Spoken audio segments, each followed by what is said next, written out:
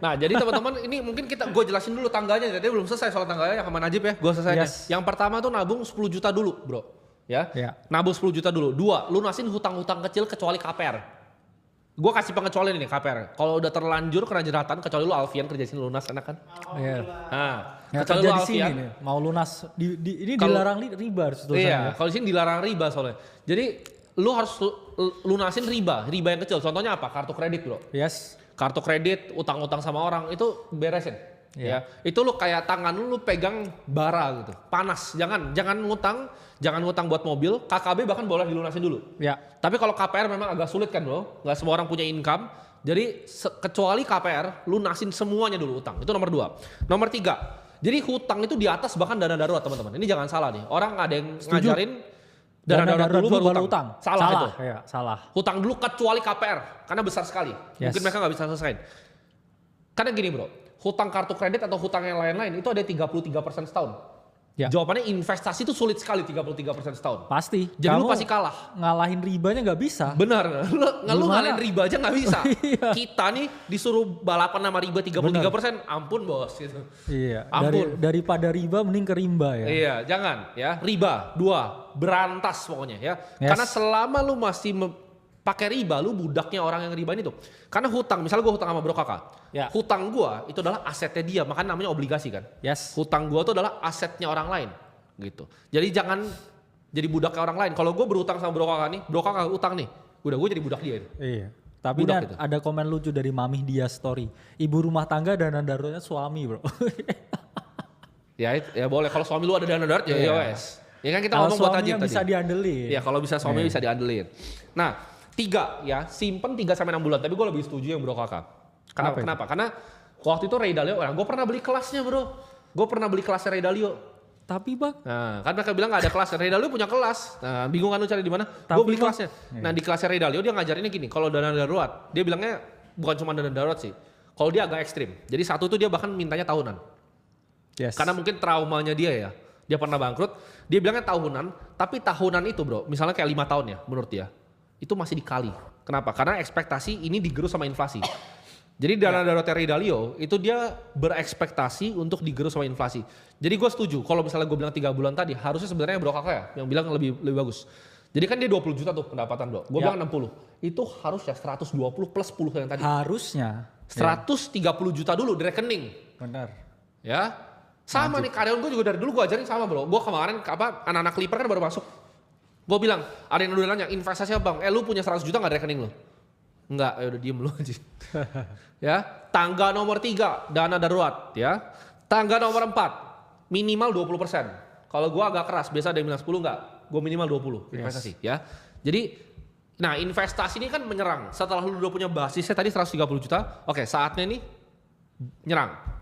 Nah nyerang ini ada 2 teman-teman. Ya.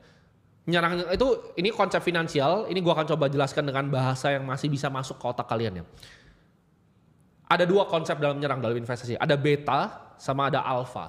Beta itu adalah market, contohnya lu investasi di saham Indonesia, IHSG itu adalah beta. Ya. Jadi kalau lu nggak mau pusing-pusing, itu lu ambil yang beta nih. Jadi lu dapat semua return market ya, contohnya di Amerika tuh SPX. S&P 500. S&P 500, lu jadi langsung beli 500 perusahaan terbesar, lu IHSG langsung beli sesuai dengan bobot masing-masing saham di IHSG. Bisa nggak? Bisa. Ya, lu nggak bisa direct ke IHSG, tapi banyak ya produk-produk seperti misalnya reksadana yang Serika Hati atau misalnya Pevindo iGrade itu yang indeks. Nah itu beta. Tapi kalau misalnya let's say S&P 500 nih, bro kakak misalnya lihat oh ini top nih, dia jual terus bottom dia beli. Dalam S&P yang sama itu udah alpha. Itu udah strategi yang beda lagi tuh. Karena memerlukan market timing dan market positioning. Asetnya sama nih S&P, lu cuma buy and hold DCA, sama bro kakak dibilang oh ini sini jual, sini beli. Bro kakak tuh bisa dapat lebih tinggi dari S&P. Itu namanya alpha. Iya. Di saat ada keputusan, bro, gue bilangnya keputusan. Jadi bisa bedain beta sama alpha nih keputusan. Ya. Ketika contoh, lu mau beli kripto, lu beli Bitcoin itu beta, teman-teman. Itu beta.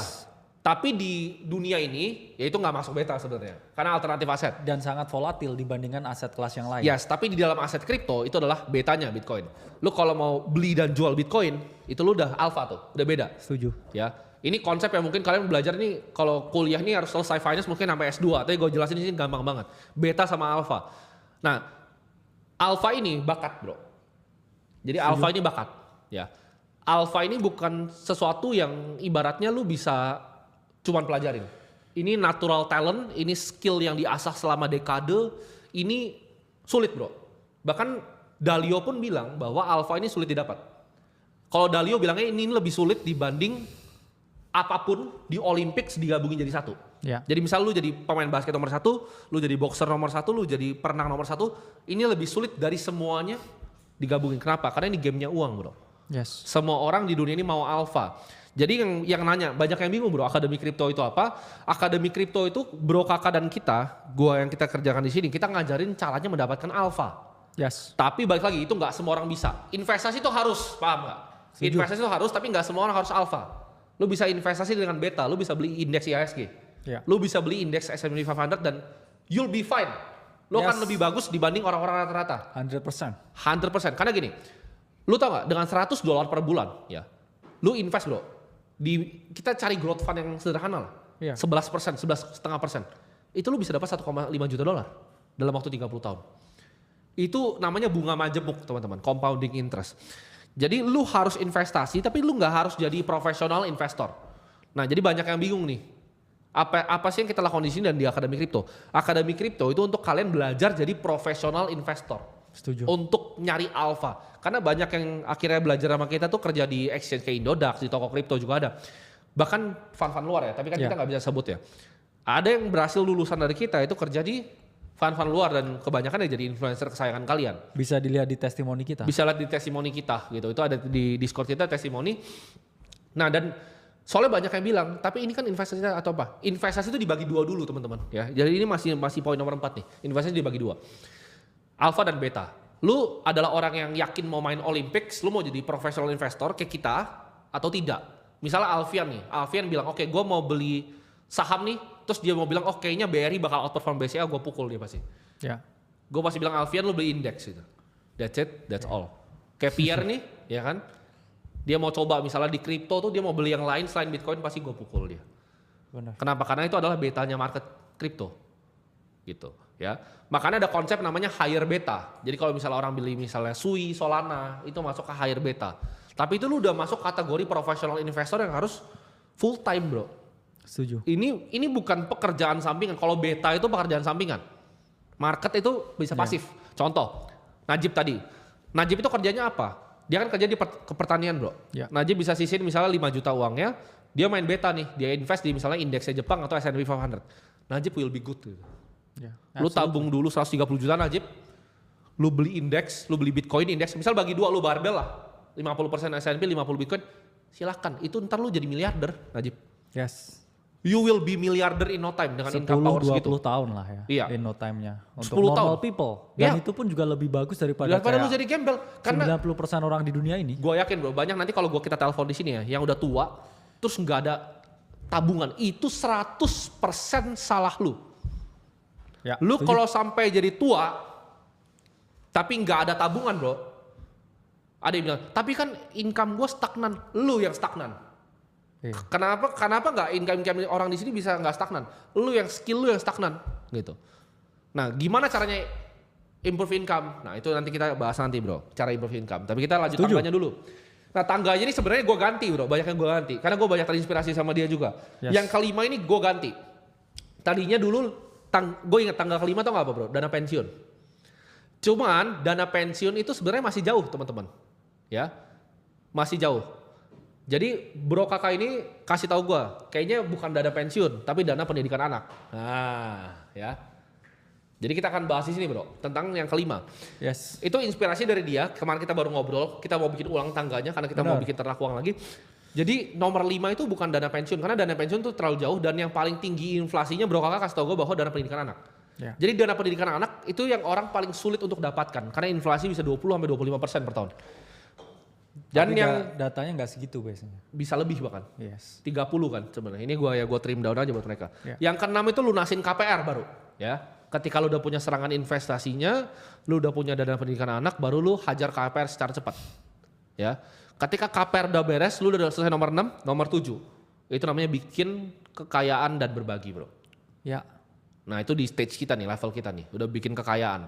Nah, bikin kekayaan ini nanti mungkin kita akan bahas di Terakuang ya. Buat teman-teman yang punya harta mungkin di atas 50 miliar, kita kasih tahu caranya ya. Exactly. Karena ngatur di atas 50 miliar tuh beda banget sama kayak ngatur 10, 5 miliar.